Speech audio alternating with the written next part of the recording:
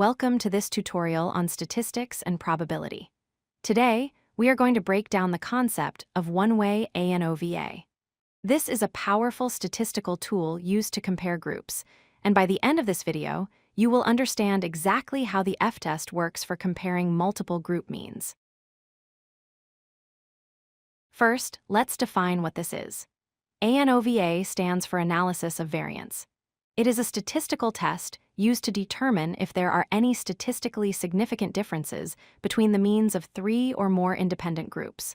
We call it one-way because we are looking at the effect of just one factor or independent variable on these groups.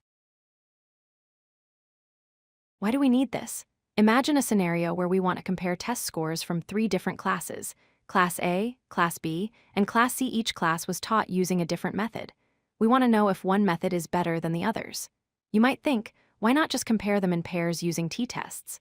The problem is, running multiple tests increases the chance of making a false positive error. ANOVA solves this by comparing all groups simultaneously. Like any statistical test, we start with hypotheses. The null hypothesis, denoted as H0, states that all group means are equal. Basically, the teaching method made no difference. The alternative hypothesis, H1, states that at least one group mean is different. Note that it doesn't tell us which one is different, just that they aren't all the same. The core logic of ANOVA is elegant.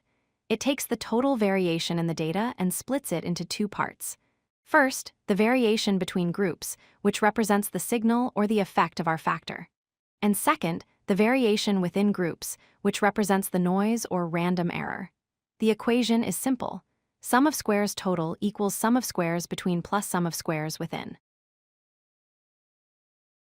Let's look closer at the first component, between groups variance.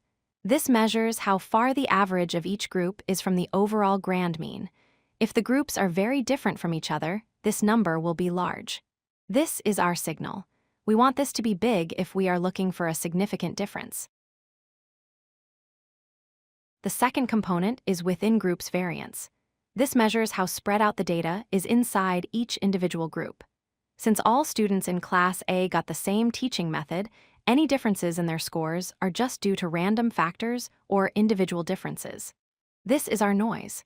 We generally want this to be small relative to the signal.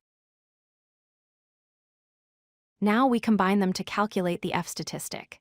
The F-statistic is simply a ratio, the variance between groups divided by the variance within groups, or signal divided by noise.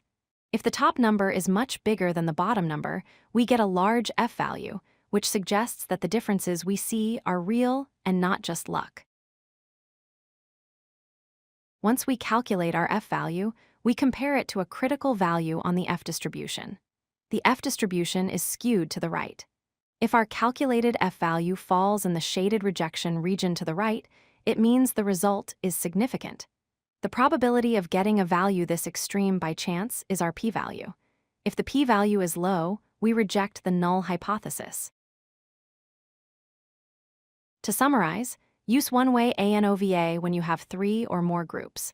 It works by analyzing the ratio of between-group variance to within-group variance. A high F-statistic indicates that the groups are significantly different. If you do find a significant difference, you would then run post-hoc tests to pinpoint exactly which groups differ from one another.